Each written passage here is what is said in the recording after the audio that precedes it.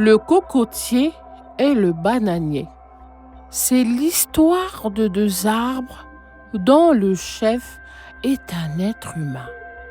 Durant un voyage, celui-ci fut étonné par la beauté du cocotier.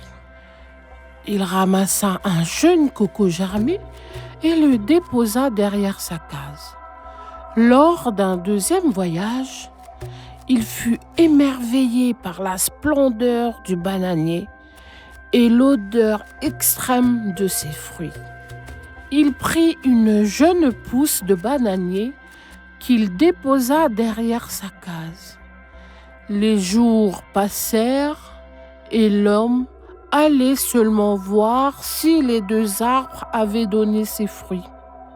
Dans un rêve, une voix lui dit ceci: « Il faut planter les deux arbres. Il faut planter les deux arbres. » Le lendemain, l'homme alla planter les deux arbres dans le champ situé vers Ouloup. Mais il ne prêta pas attention au fait que les arbres étaient des esprits vivants et utilisaient le langage des hommes. Voici leur défi: être le premier à pousser haut et donner des fruits. Mais le bananier pousse beaucoup plus vite que le cocotier et ses fruits mûrissent très vite. Le bananier dit alors à son ami: « Alors, qui est le premier à donner des fruits ? » ?»« C'est bien toi, mais tu es égoïste et trop jeune pour donner des fruits. »« Oui, c'est vrai. Et toi, il te faut attendre d'être vieux pour donner des fruits. » Des années après, le cocotier finit par fleurir et donner des fruits. Il était tellement heureux, alors que le bananier ne cessait de se moquer de lui. Le cocotier faisait de même, en lui disant qu'il ne fleurissait qu'une seule fois dans l'année.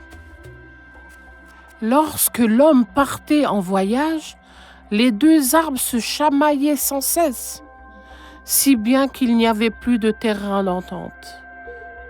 Le bananier était très méchant envers le cocotier, en disant que ses fruits se fissuraient en tombant sur les rochers. Les gens prendraient l'habitude de canarder les cocos et de blesser les grappes avec un bout de bois. Alors que lui, lorsqu'il serait à maturité, les gens prendraient soin de le porter pour ne pas le blesser et envelopperaient ses fruits. Le cocotier lui répondit d'un air sec: « Quel égoïste!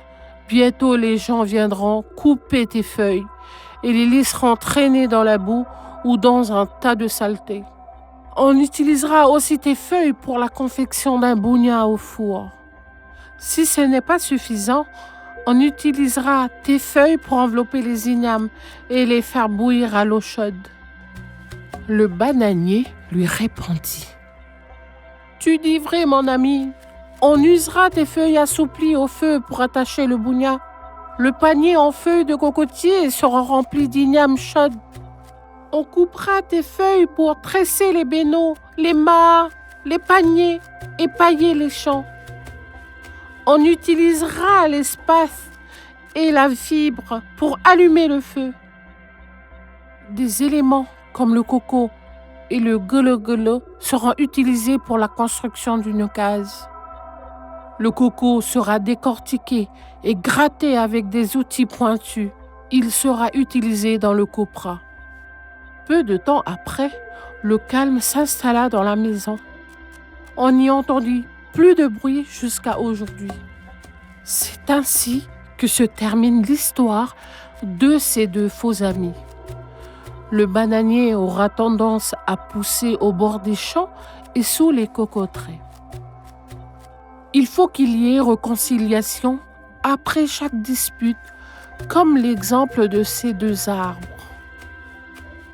C'est fini.